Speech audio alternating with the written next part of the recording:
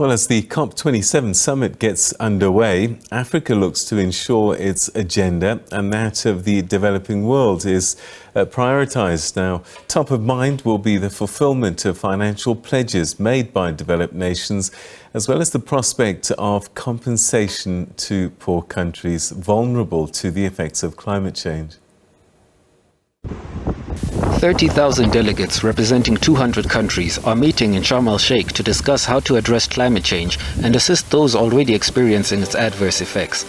Previous summits have seen a number of commitments regarding the fight against climate change made by developed nations, but never fulfilled. Chief among them is a $100 billion a year pledge by developed countries to help developing nations tackle the consequences of global warming. A recently released UN Environmental Programme report says the finance currently flowing to developing nations is between 5 and 10 times below what is needed. African nations say they're tired of rich nations paying lip service to addressing climate change and demand tangible action. To many, COP is becoming now an era, a moment where any stakeholder can come, bank on the, political marketing of you. So you bank on making some very nice commitments, and then that's it. There's no accountability. So this must stop. So that's first. That's the first element. When COPs move into the South, and especially in Africa, we're interested in concrete action. We want to see concrete action. We want to see enhanced action on the ground. So the first element to us is not to have more commitments, but to have transparency, accountability. The summit will, for the first time, formally hold discussions on possible payment of compensation by rich countries to poor ones feeling the brunt of climate change, a topic some feel rich countries have consistently attempted to avoid. We are being affected a lot. Mentally, we are not stable because of what we are saying. We are seeing our people dying. It's okay. It's normal for people to die, but it's really so bad. It's worse to see them dying due to something that can be stopped. So they have to be accountable. We are not asking much. We only need them to realize how much they have contributed to this, and know that we only need little money out of billions and billions they are making out of their businesses and other projects that are emitting a lot. So we need to see them understanding us. When we ask for funding to address those pandemic, we have to do that. If we say they have to reduce their emissions, it's better and polite to do that. I think it's not hard to do what we are asking for. As well as the fulfillment of past promises, significant and sustained support of African technological development in addressing climate change will also be called for. So we need the developed countries to live up to their $100 billion US pledge that was made.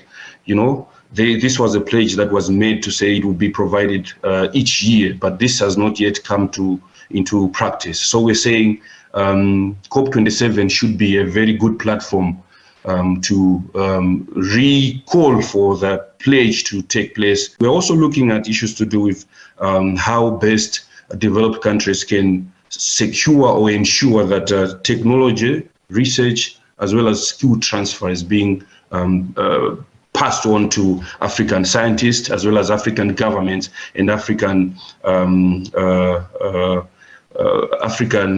organizations that are working in the climate sector. So technology, research and skills transfer, this is something that is very critical to dealing with issues to do with climate change. If Africa is to transition effectively in terms of using fossil fuels, I think we need support. If the support is there, then it will be very easy for us to transition into renewable and clean energy.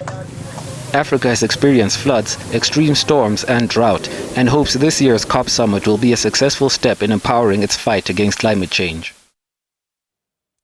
Well, for a little bit more on the COP27 summit, particularly how it affects Africa, we're now joined via Zoom by Nanzala Lazarus, who's a food systems and climate justice advisor at Oxfam, and he joins us on his way to Sharm el-Sheikh from Nairobi. Thanks very much indeed for joining us, Seth, and giving us your time. Thanks, Peter, for having me on the show. All right, so wearing your Oxfam hat, what are you hoping to see as top of the agenda at Sharm el-Sheikh? So thank you for having me, Peter. So as top of the agenda for this COP that we have called the African COP, happening on the African soil, is that we need action.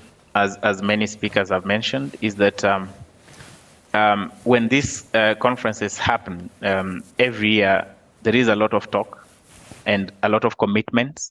But when it happens here, we need a lot of action, especially in a year where we have had crisis on the continent. We have had people lose their lives due to extreme weather events, which are impacting lives to some very extreme levels. And our governments are spending a lot of resources in trying to mitigate and adapt to some of these impacts. So we want to see rich countries go beyond just stating, and that happened today at the Leaders Conference. Many of the governments who are making commitments still that what has happened, that they want to put these resources here and there.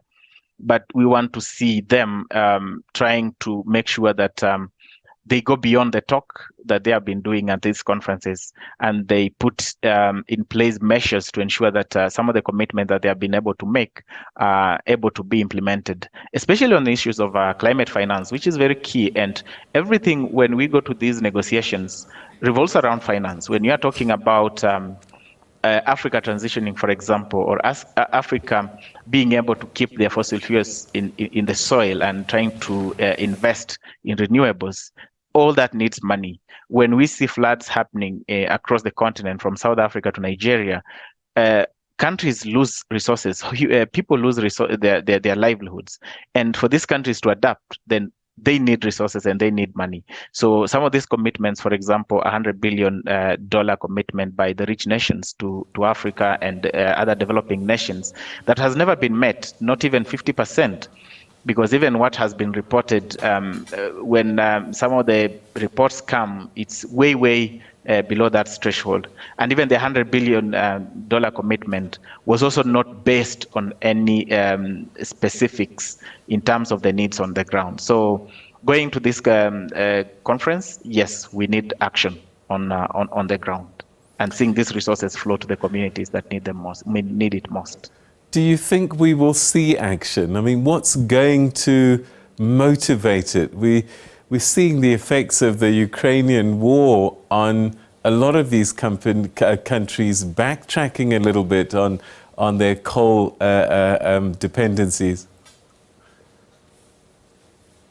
Yeah, and a lot of things have happened in the past 2 years that have taught us that the issue is never the money. Because when we go into these conferences, they say, oh, it's a bit costly.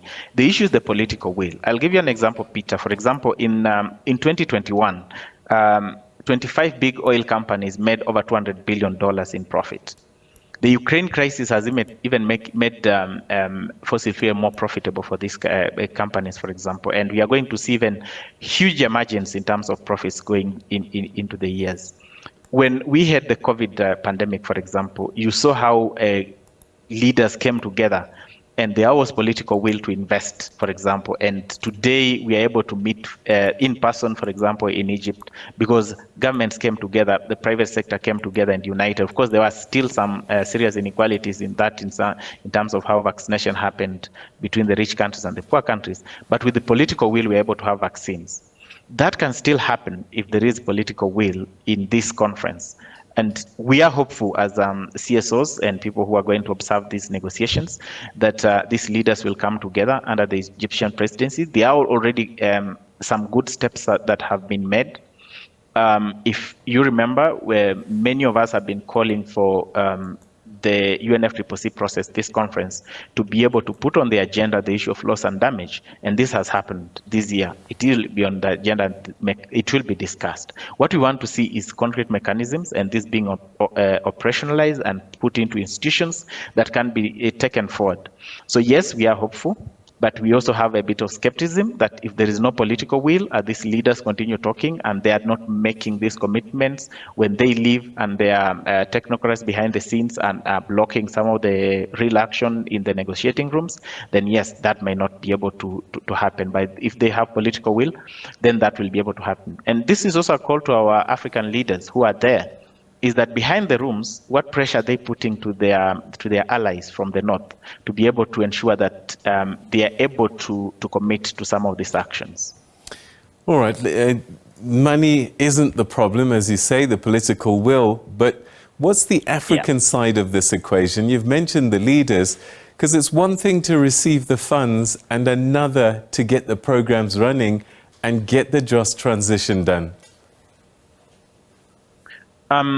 So it has to start somewhere, Peter. And for example, the United Nations Environmental Program did release its estimates in terms of what it will cost for developing nations to be able to adapt effectively. And currently we need around $70 billion. That might rise to something like around over $300 billion by 2030, going even beyond that into 2050. And there must be resources. But of course, as some of us who are based here on the continent, we also have to go beyond and ask our leaders to be able to channel these resources to communities that need it. But if you had African leaders speak, for example, the Kenyan president was speaking today at the conference for the African group, and you could hear amount of resources that the government has put in to respond to the drought situation that has been taking place in the Horn of East Africa. And that's just one country putting in that resources. If you go to South Africa, for example, when the flood happens, the country had to invest in the recovery and reconstruction of those of the infrastructure, for example, to keep the communities going.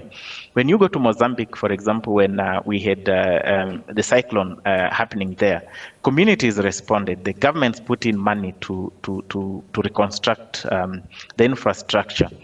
When you go to Nigeria now with the floods that are happening, there are investments that are going on. So we have to move away from the talk also of talking that resources might not be being invested. In fact, countries, as the Kenyan president even spoke about it, is that they are moving money from the core and essential budget allocations like education and health, and moving that into emergency response.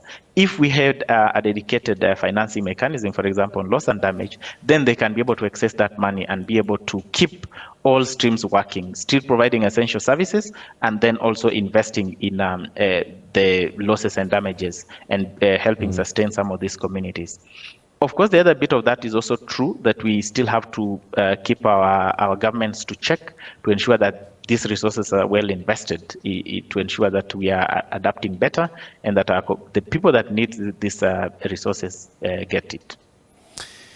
I know that one of the biggest issues for Oxfam is the alleviation of global poverty. And I'm wondering, is there a direct relationship between climate change and poverty on the continent? There is a very direct link, Peter, between poverty and climate. And over the years, poverty has been made even worse. Just today, we released a paper on how the 1% rich of our population is contributing to the pollution and emitting more than even the other 90% of us. And I'll give you, for example, when the drought in the Horn and East Africa happens, since, for example, 2011, and it's happening each and every year, and communities have no room to recover.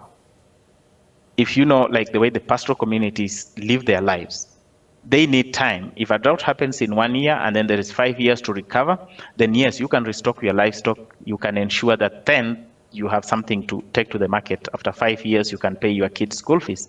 But if this is happening every year, you even don't have room to recover. So you cannot even adapt to some of these consequences that are happening. So yes, there is a direct consequence when from the issues of climate change to issues of poverty. When floods happen, the way they are happening in many of the countries across the continent, a lot of infrastructure is destroyed. A family that had invested, for example, if Peter, you had invested a lot of your money to build a house, buy your car, take your kids to school, you and your community members to build a school, and that is submerged underwater, is totally destroyed. It means that you have to start all over again. That's taking you back to poverty. The other bit of this is also the issues of inequality, because you have a huge gap when climate change happens, when governments are giving, for example, the rich nations are giving subsidies to oil companies to the tune of 400 billion, almost $500 billion. That is creating poverty, because then you have a few investors who are gaining more and being more extractive. And as you mentioned earlier in your show, like the Ukraine crisis has created a huge appetite for investment in fossil fuels. You have seen more countries opening up, more and investing more in fossil fuels. It ensures that who is paying for this is the common person that is paying for this, and is creating even a bigger gap in terms of the poverty recovery. The other example that I gave, for example, when governments are forced not to invest in good education for their kids, they are not able to invest in good health care for their communities. That is a direct consequence, and it creates even a bigger gap for these communities, because a community that cannot take its kids to give kids good health care, they cannot give kids a good education, it ensures that community is even facing more danger moving forward the next 10, 30 years going forward.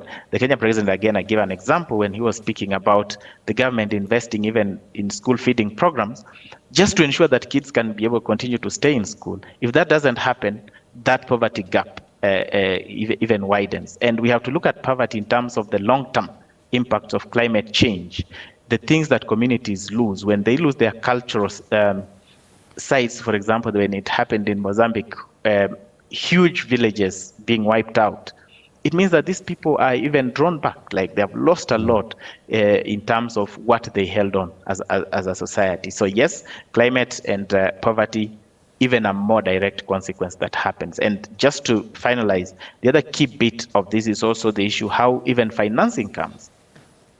You'll get that when developing countries, especially most of them in Africa, are getting some of this financing, they're getting it in form of debt, and they have to get like expensive debts to then finance their adaptation programs.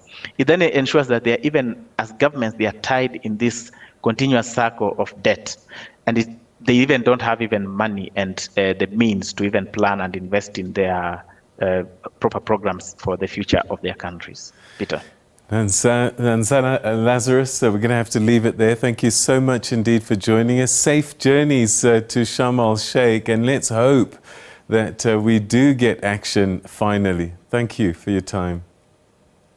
Thank you, Peter, and my pleasure for being on the show and for you having me. Thank you so much. All right, that was Nanzala Lazarus, Food Systems and Climate Justice Advisor at Oxfam, and it seems that climate financing, funding, there were lots of promises made at Glasgow in Scotland at COP26. Adaptation funding, they wanted to double that by 2025. Well, we'll have to wait and see what comes out of this gathering, but the word certainly is about action.